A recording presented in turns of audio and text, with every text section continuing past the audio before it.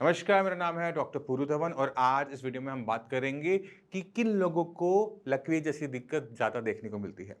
जब आप 8 साल से 9 साल से प्रैक्टिस कर रहे होते हो, रोज़ आप पैरालिसिस के पेशेंट से मिल रहे होते हो, तो जो आपकी इंटरेक्शन होती है ना, वो आपको बहुत कुछ सिखा रही होती है।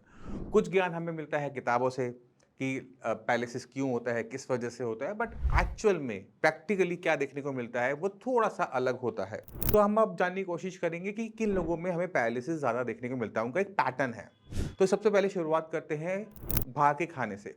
अगर कोई बाहर रहता है, खाना वो बाहर का ही खाता है और ख़ासकर वो रेहड़ियों का खाता है, तला हुआ ज़्यादा खाता है, ऐसे लोगों के अंदर पैरालिसिस होने की संभावना बढ़ जाती है क्योंकि उनके खाने के अंदर पत्तेदार सब्जियाँ, हरी सब्जियाँ, पीली सब्जियाँ नहीं होती, जिसकी वजह से क्या होता है कि उनका अक्सर पेट खराब रहता है, कोलेस्ट्रॉल की मात्रा ज़्यादा होती है, डायबिटिक वो जल्दी हो जाते हैं, जिससे उनका पैरालिसिस का होने का जो चांसेस है वो बढ़ जाते हैं क्योंकि बाहर के खाने के अंदर नमक भी ज़्यादा है, अक्सर वो तला हुआ भी होता है, तो कोलेस्ट्रॉल इस वजह से बढ़ जाता है। तो पहली चीज़ हमें ये देखने को मिलती है।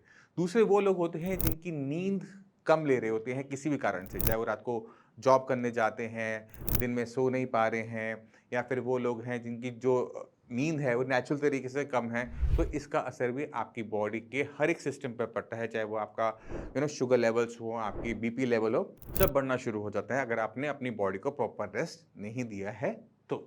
और सबसे इम्पोर्टेंट जो है वो लोग होते हैं जिनको मीट बहुत पसंद है, क्योंकि जब पेशेंट आता है, आप देखते हो कि दुबला-पतला सा है, हम पूछते हैं कि कुछ भागा खाते हो? कहते हैं कुछ नहीं भागा खाते। तो हम उनसे पूछते हैं कि आप क्या रेड मीट खाते हो? कहते हैं हाँ जी, रेड मीट तो मुझे बहुत पसंद है।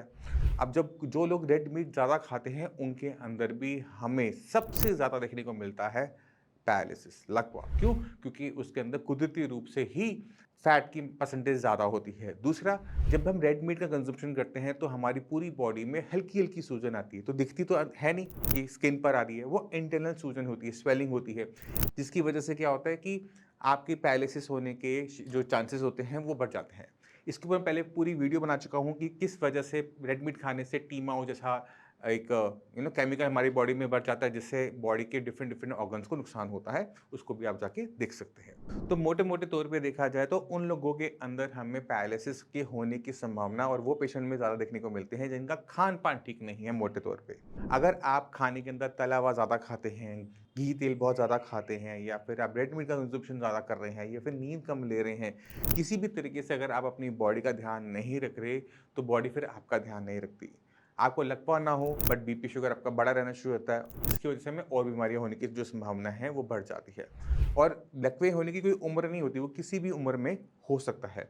तो आपको जब आप अपना काम कर रहे हैं, काम शुरू कर रहे हैं, तो आपको अपने शरीर का भी ध्यान रखना होता है क्योंकि यही मशीन है जो आपको हर काम के लायक बनाती है।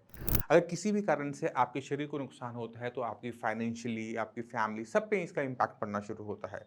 तो जो इस वीडियो को देख रहे हैं, उन्हें समझने की ज़रूरत है, अपने आप को बचाने की ज़रूरत है। जो लोग ऑलरेडी लकवे से ग्रसित हैं, उनको अपने आप को बदलने की ज़रूरत है।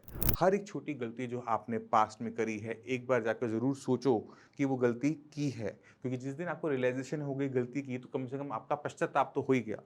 अब जो रह गई बीमारी अपने शरीर के अंदर, उसको कैसे ख़त्म करना है, वो तरीके मैं आपको इस चैनल के ऊपर पहले ऑलरेडी दे चुका हूँ। तो मैं चाहता हूँ कि आप हर एक वीडियो को जाके देखो, हर एक उस पेशेंट से मिलो, जो आप जैसा है और जो इस बीमारी से निकला है।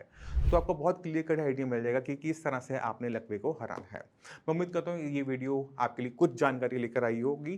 फिर भी माइंड में कोई भी डाउट रह जाए, मोस्ट वेलकम है, पूरी टीम है, आप मुझसे भी आके मिल सकते हो। इसी के साथ चलने के आगे चाहूँगा। मिलते हैं अगली वीडियो में, तब तक के लिए नमस्कार।